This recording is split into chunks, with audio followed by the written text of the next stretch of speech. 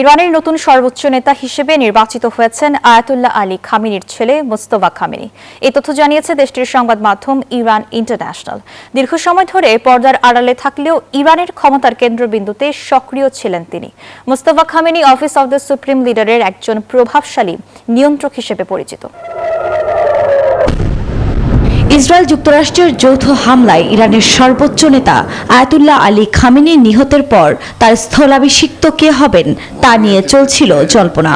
অবশেষে সেই জল্পনা কল্পনার অবসান ঘটিয়ে নতুন সর্বোচ্চ নেতার নাম ঘোষণা করল ইরান। দেশের গণমাধ্যমের দাবি, ইরানের তৃতীয় সর্বোচ্চ নেতা হিসেবে নির্বাচিত হয়েছেন আয়াতুল্লাহ আলী খামেনির ছেলে মুস্তফা হোসাইনি খামেনি। 56 বছর বয়সী মুস্তফা খামেনি আয়াতুল্লাহ আলী খামেনির দ্বিতীয় জ্যেষ্ঠ পুত্র। দীর্ঘ সময় ধরে পর্দার আড়ালে থাকলেও ইরানের ক্ষমতার কেন্দ্রবিন্দুতে 2 দশকের বেশি সময় ধরে রয়েছেন সক্রিয়।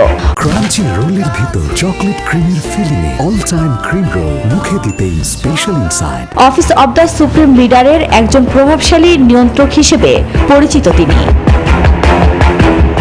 সামরিক ও রাজনৈতিক ক্ষেত্রে শক্তিশালী যোগাযোগ তার।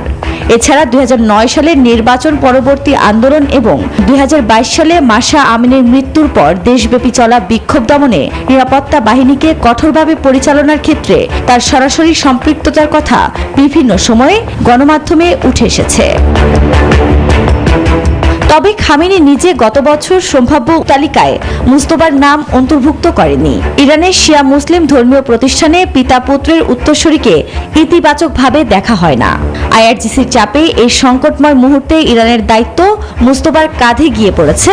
তবে মুস্তফার এই অভিষেকের মধ্য দিয়ে মধ্যপ্রাচ্যের রাজনীতিতে নতুন ও কঠোর অধ্যায়ের সূচনা হবে বলে ধারণা বিশ্লেষকদের। আফরিন মৌ, নিউজ 24।